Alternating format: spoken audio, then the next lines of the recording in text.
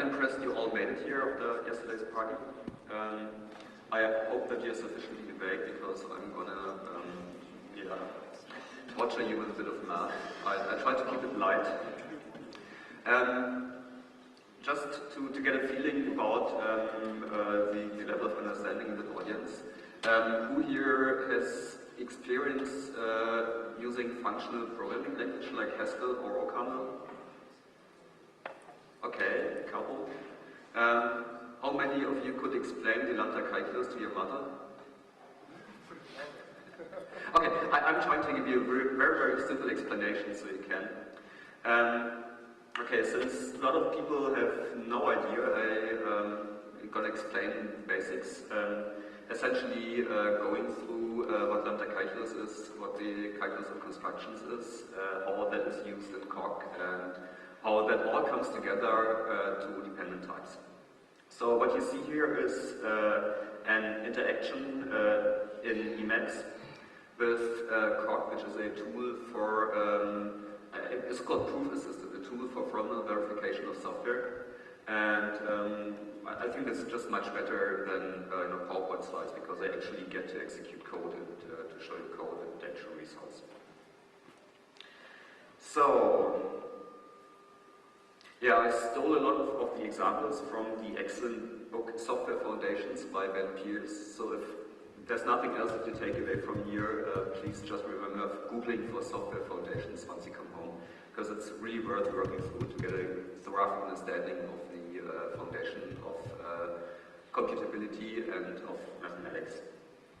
And I'd also like to thank Martin Schüttel for his support. He's been hacking Coq stuff with me for the last year. And he's a brilliant guy, unfortunately not here. Okay, I think I start out with the TLDR. So, what are dependent types? It's actually pretty easy to explain, to get an intuitive understanding of what that is. You probably all know types in programming language, like x is an integer.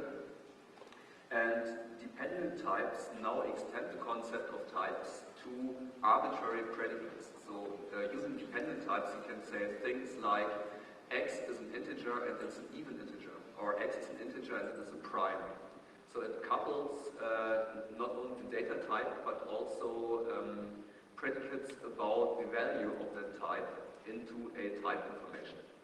Why is that useful for writing secure code? Because of course you can also say things like an index into this buffer, and that index needs to be within the bounds of that buffer. You obviously see where that is going. Or you can say a string that has been properly escaped for being output into HTML. I think you can see where that is going to. So yeah, that's the TLDR for all of you who don't want to follow the math. But the math is fun. I'm going to show you why.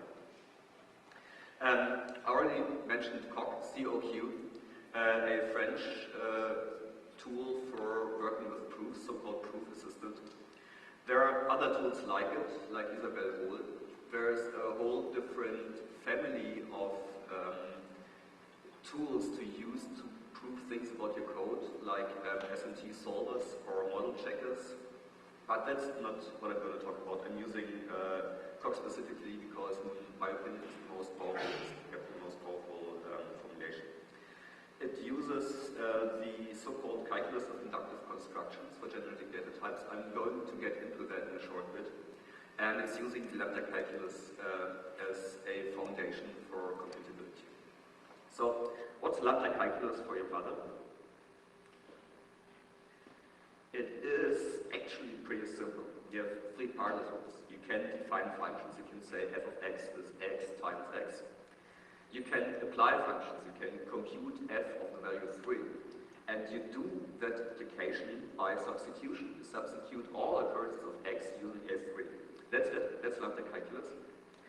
That happens to be computationally equivalent to anything else, to any other model of computation, including Turing machines. So, for reasons that are entirely unknown to me, if you have been to university and studied computer science, you probably have seen Turing machines left and right and up and down, but they're mathematically extremely inelegant. It's not a very powerful tool. You have to do lots of manual work to prove something using Turing machines. And lambda calculus is usually only over glance over. They say it's equivalent to a Turing machine in terms of computability, and that's it. But if you look at the thesis of Turing that spanned 100 pages, and Church did the same proof in 3 pages using lambda calculus. So if you're coming from an engineering side, there's a difference between writing 3 pages of code and 100 pages of code, obviously. So lambda calculus is powerful and it's the tool of choice. Okay. Calculus of inductive constructions. We have the lambda calculus. In pure lambda calculus, there are only functions, and the things, the objects in the language are functions. We can start looking at mathematically what happens if you pass a function to a function that returns the function itself, and we run into combinator, stuff like that, come up with recursion, etc., etc., etc. Turns out that it is mathematically useful. It's not very useful once you actually start writing code. And this is fixed by the inductive definitions of types. We see here a definition of a very simple data type called bool. And that's the keyword that introduces my object type. That's the name. That's the type, so they define a type of type set. Yet types of types, and there are higher order types, it gets into your mind, but keep it simple for a moment. And we say there are 2 constructors to create instances of bools. That's a constructor called true, a constructor called false. And they both are of type bool. Means they do not take any arguments, just write true or false, and you get back a value from the type bool. And in fact, that definition is closed. There is no other way of constructing a bool except by one of those 2 constructors. So, 2 very important commands that I'm using next. Okay, here we go, we define the type. We have check and eval. Check, you give it an expression in your language, and it gives you back the type of that expression. Like you can say check true, and it says true is bool. You can say check false, false is bool true. We have just defined booleans in our language here. So we came out of nothing, right? We're bootstrapping ourselves from the naked universe of lambda calculus. And we can actually compute expressions, the values of expressions. I'm talking much about types of expressions and values of expressions. It should be intuitive what's going on there. So I can say eval compute in and then the expression. There are different evaluation strategies I'm not going into, but compute is the most important one because it computes the value. And as it turns out, true has the value true. Raise your hand if you're surprised. Next step, actually writing code. I said we are based on lambda calculus. In fact, there is a little bit more built into the language that can be reduced to lambda calculus, but again, to make life easier for the programmer. We have pattern matching. So that's essentially our computational primitive here. We have function definition. Again, that's a function name. That's a parameter. We're passing in a b of type bool, and we're returning a bool. And we match b with either true, then return false, or we match it with false, and it returns true. And that implements boolean not. Let's look at that. Bool not has type bool, arrow, bool. The arrow meaning that's a function application, function, right? So we're putting in a bool, we're getting out a bool, so the type of bool not is bool, arrow, bool. If we try function application, we do that by just writing the function and the argument. We see that the expression bool not true is also bool. So still all your very, very basic functional programming. So the 3 guys that understand this can sleep for another half hour. And we can execute the code we have defined. We can say bool not false, we get the value true, etc., etc. And we can also write propositions about code, and this is where things start to be different from your usual Haskell or OCaml routines. We say here that bool not of true equals false. That's a proposition that we have to prove. So instead of examples, we write proofs. That proof turns out to be very simple. See, down here, we have the goal we want to prove. And we do that by simplification of the expression.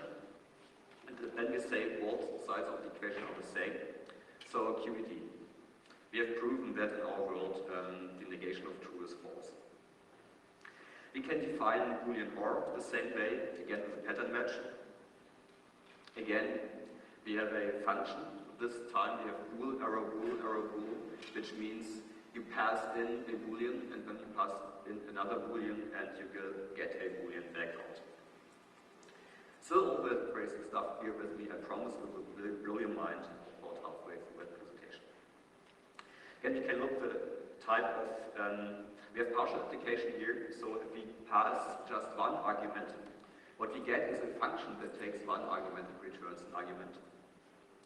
If you pass two arguments, of course, again, the type of the expression is bool, and we can compute the Boolean OR or false or true, and surprisingly it's true.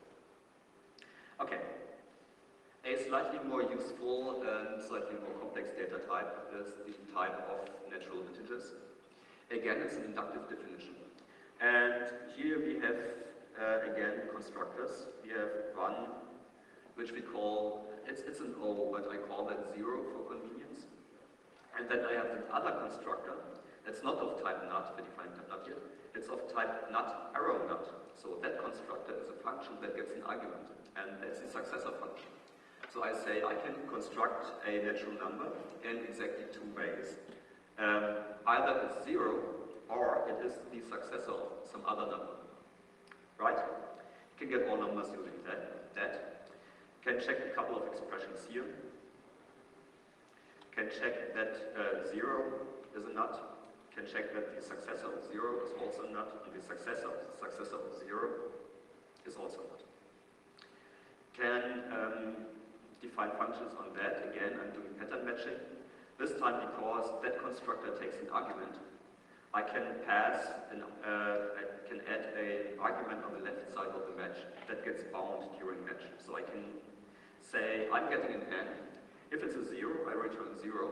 If it's a successor of something, I'm giving that something the name n prime and returning that n prime. Again, straightforward function. And the predecessor of successor of 0 is the successor of 0, or as we usually call it, 1. So we have just, using nothing but lambda calculus and the calculus of inductive definitions, defined Booleans. We have defined natural numbers. Of course, it becomes inconvenient to work with, like successor of 0. Sometimes you just want to say 4. Fortunately, that's built in. So if I write 4, that's just syntactic sugar for successor of 0, as you see here. And we can compute that. We can compute the successor of 4, that's 5. So numbers are just a pre-printed successor of something. That does not sound very efficient, right? And in fact, it is not very efficient. It's a mathematical model to capture the idea of natural numbers. We will see in a bit how we extract code that we can actually run out of it. And during that code extraction, I can say, natural numbers exist in my machine, and they behave like that, and here's the function to call to do actual multiplication. But you're using the inductive structure to later on do proofs across your code. So, again, we're getting a bit fancy here. This time defining a recursive function class. Again, we match the number. If one number is 0, the other number is our sum. If one number is the successor of some n prime, then obviously our sum is the successor of the sum of that n prime at the end. So we have a recursive call to plus here. We say fixed point here. And this is where things start to get interesting. This is where things are different than in your regular programming language. Because in regular programming language, you can just do a recursive call, right? And that means that you can have infinite recursion. That means that you run into the halting problem eventually. Coq does not allow you to do that. It wants, if you write a recursive function, it needs to be sure that it terminates. Turns out that if I define this function, it says decreasing on first argument. So what it does is, it's a regular case, like I'm doing a pattern match on one of the arguments that does a structural decreasing of the size. So it sees I'm stripping off the s here. And that's why I'm allowed to do that. There are other more complex cases where the compiler cannot figure it out on itself, and then I need to give it proof. So that's very interesting, because the language I'm writing here is not Turing complete. And that means I avoid the optic problem. It's very, very powerful, but also very inconvenient if you start writing code. So I have, that actually found me a very nifty bug in PDF parser I've been reading. Don't know how many people of you know about the structure of PDF. At the end it contains a cross-reference. It says object ID 23 is at offset 5000 in the file. And it supports incremental updates. You can say, oh, in the next bit of my cross-reference table is at this offset. What you can do now is have two tables that reference each other, point at each other. And the usual way to implement parsing the extract table is, of course, a recursive call to parse the rest of the table at that offset. And if you're doing it natively, you will end up in a situation where a malicious PDF will keep your parser busy forever. And the compiler warned me about, I cannot show you a recursion here. I looked at it and said, oh yeah, that's because there is an infinite loop in there, a potential. And then they wrote a PDF that did that and fed it to all sorts of PDF parsers and PDF renderers. And I must say most of those available on Linux did a pretty bad job. So Acrobat Reader parsed it correctly, and Ghost could parse it correctly, and all the rest failed. Excursion. So, recursive function for adding two numbers. We have it here. Now we can get fancy and introduce a notation for that. We can say, if I write x plus y in my language, that's actually a call to function plus. And what it does here is it actually adds a rule to the grammar language. So there's a grammar compiler like YAK built in, and I can extend the grammar just like that. And I can then write 2 plus 3, and it will call my plus function for me. So of course, next we have multiplication, which is like recursively calling addition, and hopelessly inefficient if you do it like that, but perhaps like that. And of course, we need to be able to tell whether two numbers are identical, because not even equality is built into the language, you have to do it yourself. Well, there is a standard library, what I'm showing you is almost a standard library, but I'm doing that so that you can realize that all the universe, all you need can be formally bootstrapped out of those very small mechanisms that you could explain to your mother if you wanted to. So that's equality. Yeah, and that's because we'll need that for our next example later, is a function that tells me whether a number is even or not. So, even. Okay, so I had that function plus defined, and now I want to compile it to something real. I have multiple extractions and modules. I can extract my plus function to Haskell. That looks like that. If you're familiar with Haskell, you will recognize it. You can look at BruCON. It looks like that. Essentially, it's structurally very much the same, but it drops a couple of stuff on the floor, like everything that's related to proofs. And now, proofs. We want to prove properties of our code, so that's where you need to wake up again if you know Haskell. We've seen one simple proof at the beginning. We have a statement here that we try to prove. We want to prove that for all n of type nut, 0 plus n equals n. It's pretty obvious if you look at it. Lots of proof are pretty obvious if you look at them, and then you need to prove the groundwork of making it work. In that case, it's simple. So at the down here in that window, what we're seeing is our proof goal below the line. Above the line is our assumptions. At the moment, we don't have any assumption yet, but we can say int rows n to pull out the for all. And now we have an assumption, there exists an n of type nut, and we want to show that that goal holds. And we can do that by simplification. Simplification is nothing but substitution of the code we've written. Say that says n equals n, and we have our magic primitive reflexivity that will, if you have an equality and both sides of the equality are the same, then it must be the same. So proof completed QED, we just proven that 0 plus n equals n. Yay, great. Sometimes simplification doesn't work. You need to tell it explicitly to rewrite part of the expression to make stuff work. So we have a theorem here that if n equals m, then follows that n plus n equals m plus n.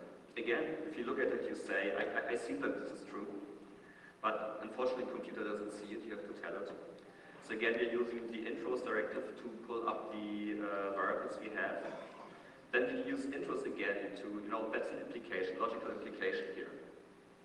It's the same notation as the arrow we've been seeing for function definition. So like the bool, arrow, bool. And now we have a logic expression, arrow, logic expression. It's actually the same arrow. I'm getting to that later here. So I'm having a assumption here and a conclusion there. And I pull up the assumption, give it a name, hypothesis. And then I can use the rewrite instruction to rewrite my goal expression using the hypothesis I have in the context. That's what I'm doing here. Right? Rewrite that and says m plus m equals m plus m. Again, both sides of the equation are the same. I'm using reflexivity and proof complete and QED.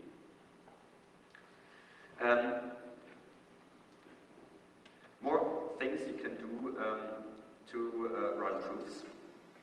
A couple of them I still have.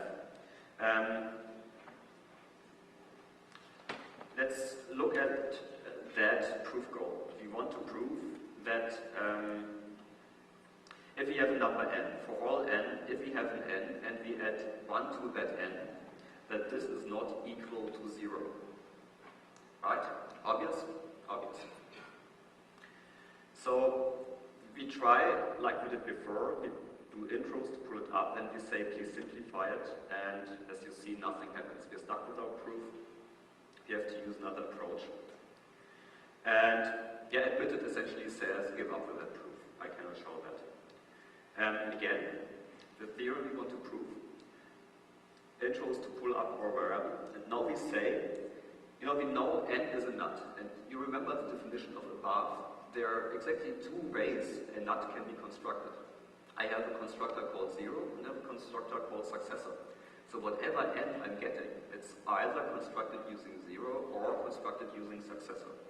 And the destruct, I can look at both cases independently. So I say destruct n as either empty, then for 0, or n prime.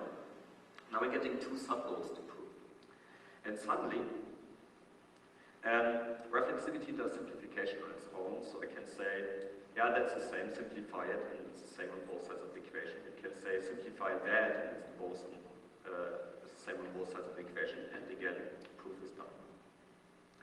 And finally, this is where the fun starts. If you like math and proof, you can use inductive proofs. What are inductive proofs? Whoever did induction, who's familiar with induction here? Nobody? 1, 2. Not many people who did computer science or remember it. Okay, induction is a very new concept. It says, if I can show that my property holds for 0, and if, assuming it holds for a number n, it will also hold for number n plus 1, then it will hold for all the numbers. So I show it for 0, I show that if I have an n that has a property that it works for n plus 1 for the successor, and that's called proof by induction. Let me show you that. Remember when we showed that 0 plus n equals n? Well, n plus 0 also equals n, but it turns out that you cannot just simplify it like we did before. Simplify, nothing happens. Too bad. So we can try what we did before, like destruct. We look at the both cases, the case of the 0, the case of the n. So 0 plus 0 is 0. Looks pretty good. We can simplify that. Sides are the same. Now that one, again, doesn't simplify. So we're stuck again. And this is where induction comes into play. The induction concept is actually something the compiler generates for us when we define an inductive type. So this time we say induction on n. Again, simple case. And now that's what you see here is a so-called induction hypothesis. This is what I said. Essentially it says if if that expression holds for the number n, so this one's not true here, right? N plus 0 equals n. If it holds for a number n, then our proof goal in that case is to show that it holds for a successor of n. And we have the assumption that this is true. So we can simplify, use the induction hypothesis, and again, both sides are the same. Don't mind if you didn't get it. So it's where most of the people fail in math, but it's a powerful concept. I think I just skipped over the polymorphic types. If you've ever used the C++, it uses templates and a map of integers, that's inductive types. We have that here too. Just do not bother. Okay, but now is where the fun starts. So we had looked at data or bool. I showed that bool is of type set. There are actually other types in the programming language. That's not sets, and that's propositions. And that's due to a very, very powerful thing called the Curry-Howard isomorphism. It's mind-blowing because we had that lambda calculus. We had objects and expressions, and we had types of expressions, right? We had that like s of 0 is a number and its value is 1. It turns out that it's just 1,000 lines of code, and that's easy to verify. So I'm trying to make that visible to you here. Let's look at that. So first thing about propositions is that they exist. You write them down. You say 2 equals 2. That's a proposition. Whereas, the equality of numbers I have defined up there, that doesn't have the type proposition. It has a type bool. And that's a difference. So the difference is bool is a value that actually lives in my computational universe. That's something I compute at runtime. Whereas a proposition is something I say about my program at proof time, which is compile time. So there's a relation between the two. It's a dual world mirroring each other. One is an actual value. The other one is a theoretic assumption about my program. The thing about propositions is they do not need to be true. You can say 2 equals 3. That's a proposition as well. We happen to know it's a false proposition. But I have no proof yet that it's true or false. I can have propositions, if I get more complex, that are undecidable. I can have propositions that are uncomputable. And I can still work with them. So that's where my mathematical universe gets very rich. On one hand, things I actually compute that's not even Turing complete. I'm not running into the halving problem. But propositions, all bets are off. I can express anything in propositions. It must not even be computable. It might be more complex than computable. Yeah, 2 plus 2 equals 4 is a proposition.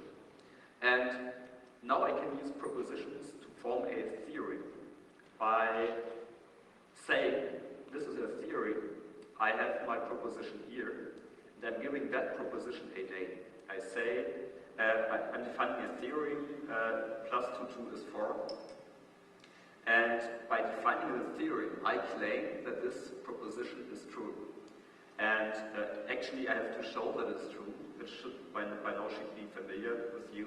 Just do manipulation here, say reflexivity, simplify, QED. Propositions are first order objects. I can use them, and that's where it's what leads to dependent types in the end, because dependent types consist of a regular data type plus a proposition. I can assign a proposition to a variable plus fact of type proposition, and that's the value of the proposition. You can check that. Now I have a proposition in the variable. I can then state that the proposition I have in that variable is true by stating plus fact is true, and again prove it. Propositions can be pretty strange. So this one says that if 2 plus 2 equals 5, then 99 plus 26 equals 42, which happens to be true. So that whole proposition is true, because there's no way in hell I'm ever going to be able to show that 2 plus 2 equals 5. And so this can be some arbitrary crap, x files a code limit. And you remember that even function I defined, to check whether a number is even or not. What I'm doing here is bridging the world between my computational function, which is called even b for returns a boolean, and I'm turning that into a proposition by saying even is a proposition. This time it gets a parameter, so propositions work like functions. They can have parameters. I'm passing a parameter n to the proposition, and that proposition is true if the function even b for that n equals true. Let's check that. So we have even is now a function taking a natural number and returning a proposition. I can pass a number to that function, and that gives me propositions. I can do more complex definitions of propositions with parameters here. For instance, I can say, for any n, it holds that if n is even, the successor of n is even. Yeah. I can say, as propositions are high-level objects, I can pass actual propositions to functions again. So I can define me a function called true for 0, where I pass an arbitrary proposition that maps natural numbers to propositions, and call it the number 0. So this function is your mind broken yet? This function takes a proposition as a parameter, returns another proposition, which is true if the proposition I pass is true for 0. I can say I have a property of a proposition preserved by the successor function. Here I'm again passing in a proposition. And this proposition is true if for all n prime it holds, that if the proposition is true for n prime, it also holds for the successor of n prime. Which in turn defines me, I'm skipping over that because you do not know induction, which allows me to actually manually build the induction principle here. There's more. I can use inductive definitions to define propositions. In that example, I'm introducing a regular data type like we did before for booleans, which I call day. And day has 7 constructors to construct a day called Monday to Sunday. I think you can visualize what that is, right? You can construct days using any of those 7 constructors. And now I can give an inductive definition of a proposition. In this case, I'm doing an inductive definition of the good day proposition. I'm essentially saying there are 2 ways to show me that a day is a good day. There are 2 ways to come up with a proof that a day is a good day. And that is using either one of those 2 constructors. And it can either show me that the day is a Saturday, and that's a good day, or it can show me that's a Sunday, and that's a good day. I can again use that. I can have a theorem here that says Sunday is a good day. And the goal of my proof now is showing that Sunday is a good day. How do I do that? If, let me just show you, if you say check gd sat, you see that this again is a constructor. And I can apply that like I would apply a function. So again, that's the Curry-Howard isomorphisms.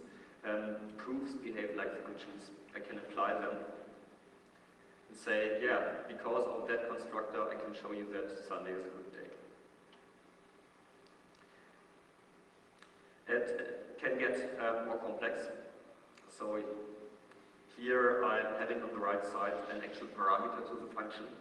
I'm saying that all days are fine days for singing. I can work with that. If I want to show that Wednesday is a fine day for singing, I can use that constructor, which now has this type. And there's that for all in there, which is the same, happens to be the same as the arrow. So that's a function. I can apply that, and I have a proof. Okay. think I'm just going to glance over that.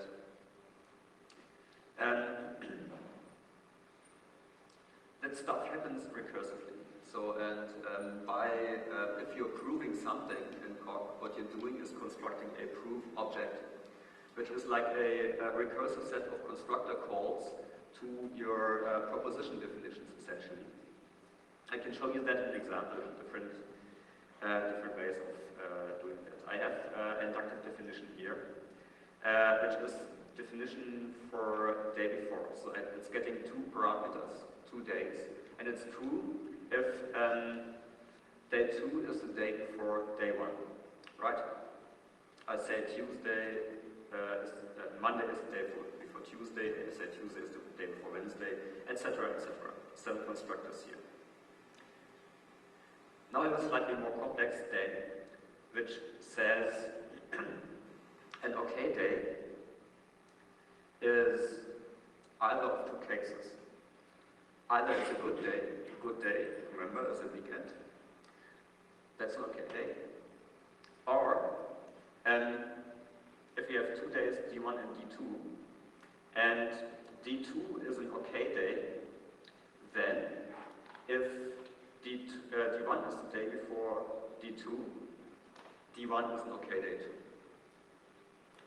Let's have a look at that and practice. I can show you that I can manually construct the proof now that Wednesday is an okay day. So that's explicitly doing the proof here.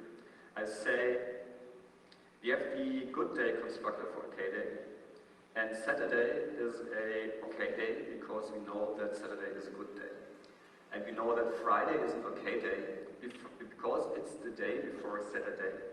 So it's like calling constructors in a regular language, just that we are constructing proof objects here now from an inductive definition, etc., etc., etc. So Wednesday is the day before Thursday, and Thursday is the day before Friday, etc., etc. And that's just parameters to functions, essentially, for doing the proofs. This is tedious. So what you can do here is use a scripted language. That's what we've been using before for the proofs. Actually constructs behind the scenes proof objects like those for the propositions I want to show. And it's just using a scripted language to run certain primitives for me. So I say simplify, some code goes running off and construct a proof object for me. I can end that scripting language, which is called LTAC, for the tactic language. Essentially do the same as before. I say apply the okay day before constructor and apply it again, and apply it again, and apply the okay day as a good day constructor, etc., etc. And it's getting on my nerves. So you can start automating the process. So what I'm trying to show you here is that how to do the engineering behind it. I hope you got the idea of the similarity between writing code in lambda calculus and their types, and writing proofs using propositions, and the propositions you're proving. So what I'm saying now is, please automate that. I say you have the constructors of the day before object, and then I can automate it. I say use the constructor, solve that automatically, use the next constructor, solve it automatically, use next constructor, and do it again, and do it again. And here's my proof.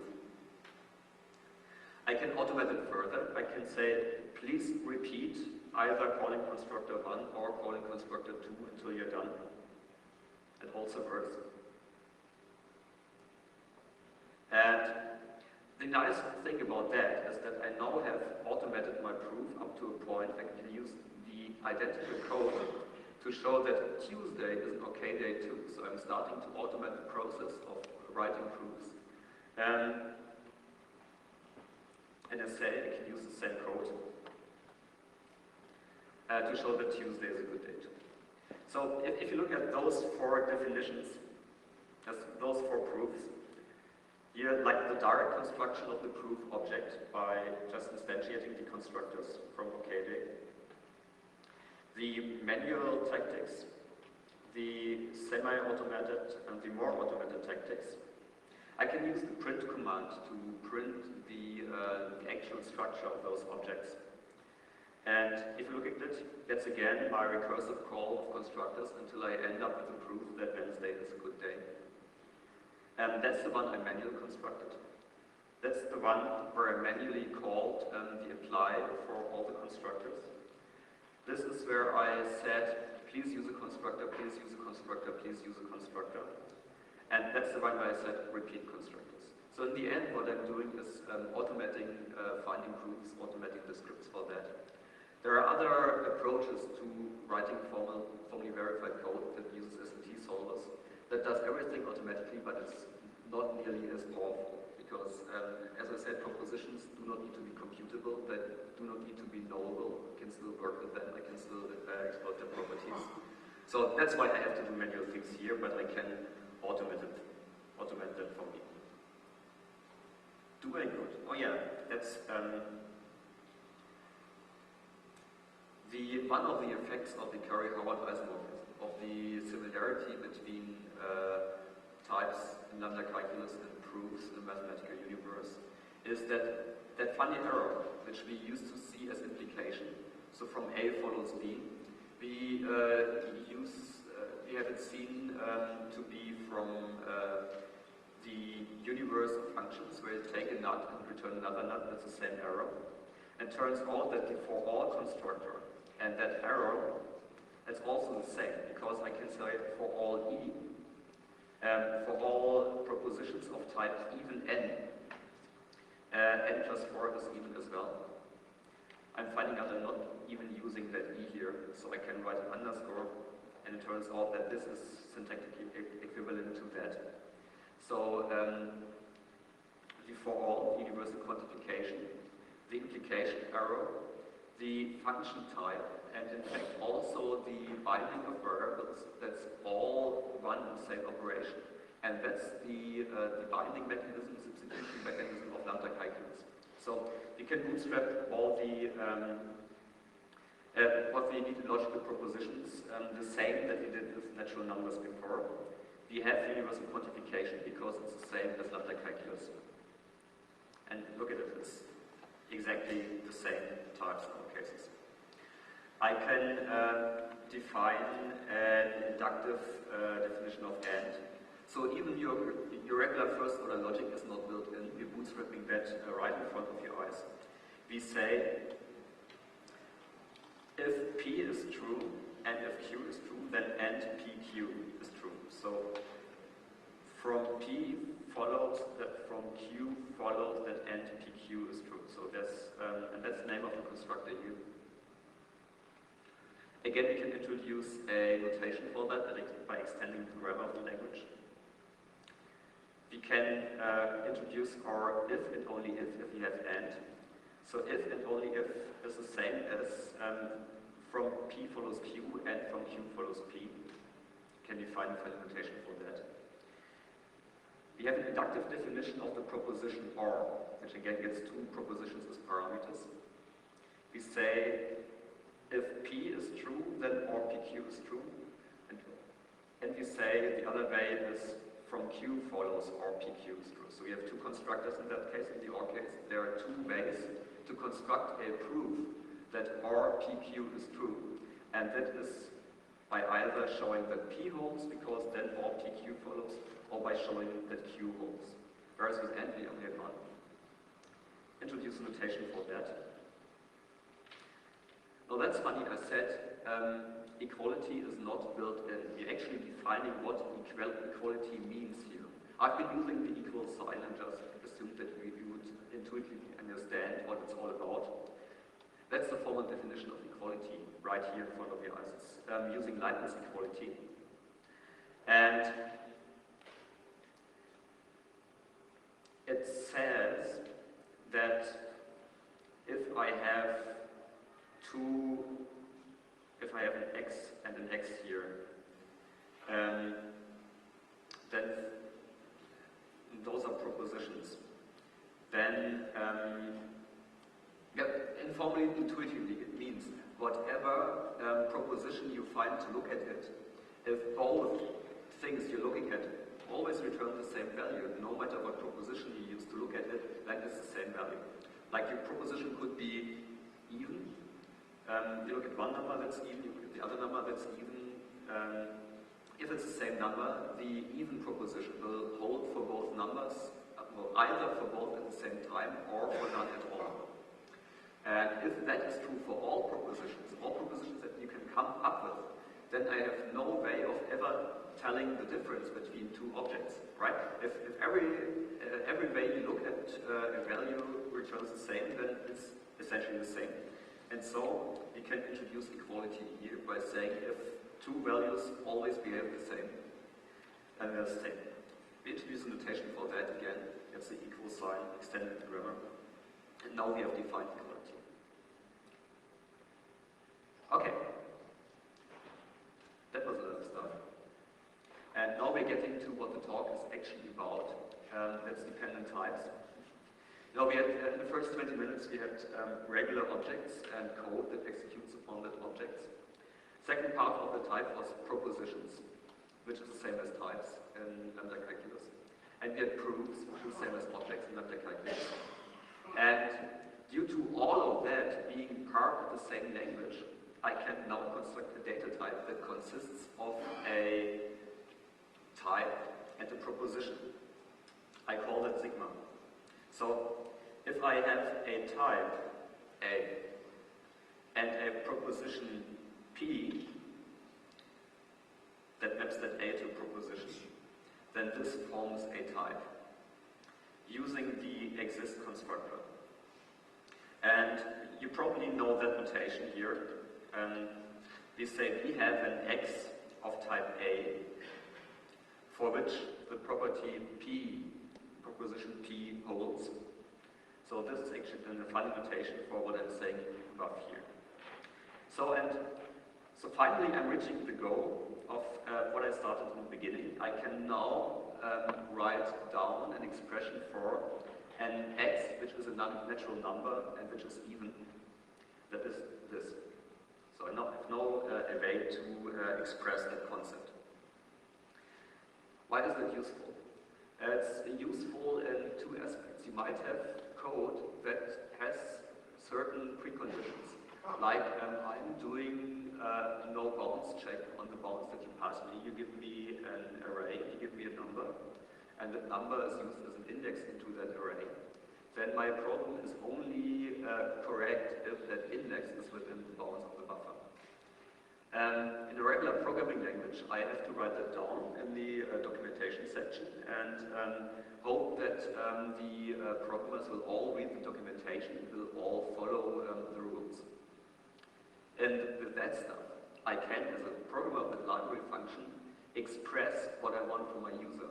And if I am accepting an argument, if I say, I'm a function, please call me, and you pass me not x of type nut, but an x of type nut with a property p, then it's the job of the caller to prove to me that the x he passes to me fulfills that property, right? So I can write an API that will give you a type error during compilation.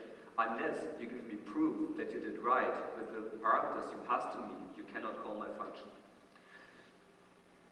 And that's magic here. And you also have that on return. You can return such a dependent type. Like, for instance, saying I have a computation here, and that computation will always give you an even number. And the programmer can use that proof if he needs it somewhere else for proof. Let me show that to you. And you have 5 minutes left. I think I can do that. We define an inductive proposition for even, where we say we have two ways to create an even number. It's either 0, or it's the successor of a number that we know is even. In that definition of even, we used code we call. Here we're using inductive definition that makes it easier to actually prove things. And we define a type even number, which is all x of type nuts which are even. And then we can define a type return even number. And here we actually manually construct the proof. So we define a function here called return even number of type even number. If you want to do that, we need to prove that our return value is actually even. We do that manually here by calling the exist constructor. We say that's the value we're returning. And this is our proof object. You remember proof objects from above, like the constructor calls in the inductive proposition, that's that. And of course, as you have seen, manually constructing proof objects is bad. And again, we can use the automation we've seen for proofs for constructing that. So we say again, we have a function that returns an even number. And we say here, oh, we return the 0. And then we use the underscore here. And the underscore is place to be filled in, leave that blank. I define the function. And it says, okay, sure, you can define the function, but now you need to prove to me that 0 is an even number. I do that here. Want to show that 0 is even, I say, please call the constructor QED. I can, the automatic solver, give a hint that it should always try the constructors of even if it is facing a problem like that. And then I do not even have to prove the obligations anymore. I say, here's my 0, so I say here I return an even number. And I say, I return a 0 and please fill in the proof for me. And it will.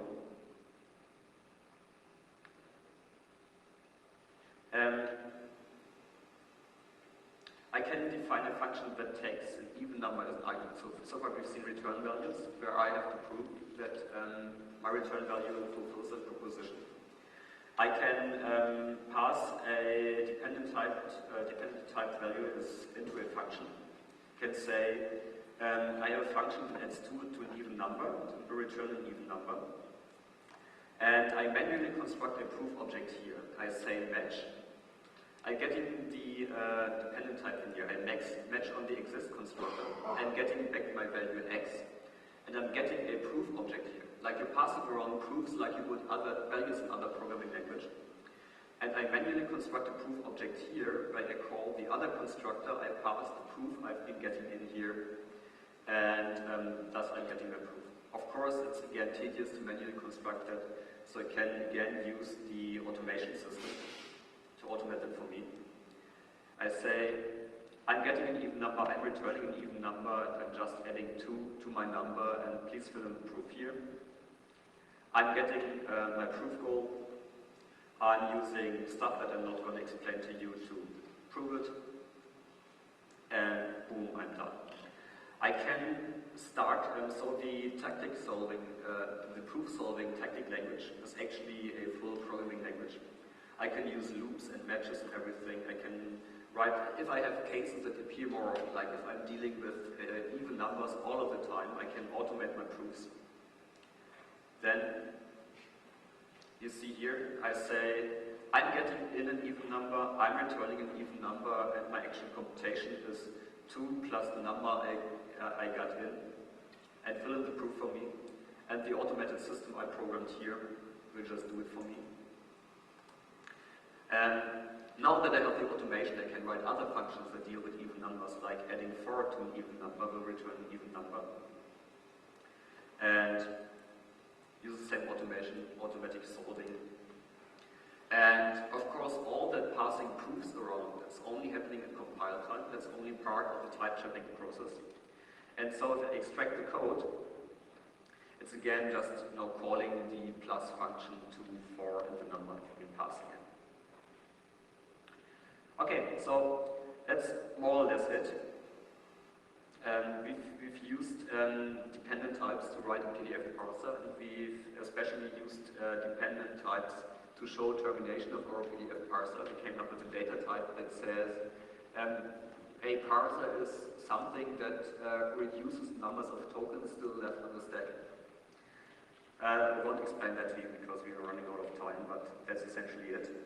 And we have function combinators. And, that's a function that says if you have a parser P, you can apply that many times and it will extract the proof for termination all of it automatically. Okay, we have 3 more minutes for questions. Anybody with questions?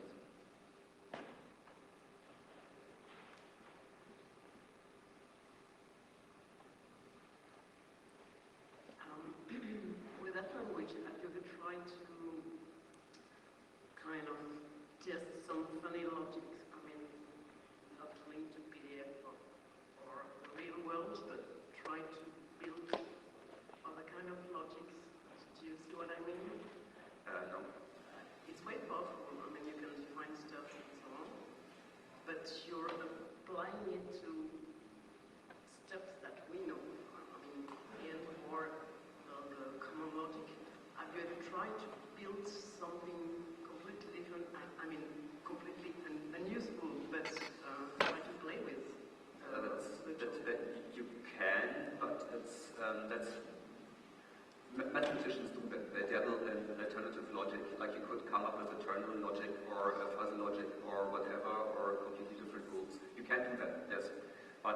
the goal of the exercise I'm doing here is trying to get ordinary computation under control. Like our programs are failing because we cannot say... Yeah, I understand that, but I mean, I think there are possibilities to have fun. Yes, for mathematicians it's fun. For hackers who want to apply things, it's more like doing stuff that we need to make work. But you could. So can you explain how this applies to security, or what could we do with that? It has quite a number of applications to security. Essentially, what you can do is, you've seen how you can have propositions and propositions about propositions. So you can come up with very strong propositions about the security behavior of your program. It is possible to state facts like this program has no buffer overflows using this technology. And or facts like there is no SQL injection in this program. Or facts like this program will terminate. Or so you can formulate the absence of complete classes of vulnerabilities as propositions, and then can use the technology I've shown to write code that is absent of that. So the compiler will not allow you to compile a program with a buffer overflow in it once you've come up with a proposition that says there's no buffer overflows in there, because it just will say type error, doesn't match. So the program or the program language proves by itself what you defined before, so actually no one could abuse the program what you wrote in it. Well, you have to manually show the proof. That's what we've seen here when I showed how to prove manually and then how to automate proof. It becomes part of the engineering. So at the end, you're writing code and you're writing proofs, like you would before write code and write examples. So it boils down to the same. And of course, you need to come up with the right propositions. You have to come up with the right questions to ask about your code in order for that to be useful. And so that's not only theoretic stuff. There is a C compiler, an optimizing C compiler called CERTs, which has, using the techniques I've shown you, full formal proof of correctness. So they have formal proof that you see programming coming in is semantically equivalent to the optimized assembler program coming out at the other end. So this stuff is being applied to real-world problems. Okay. One more question? None? Okay. Thank you for listening. I hope it wasn't too hard on your brain of the party yesterday. If you have questions, please come to me and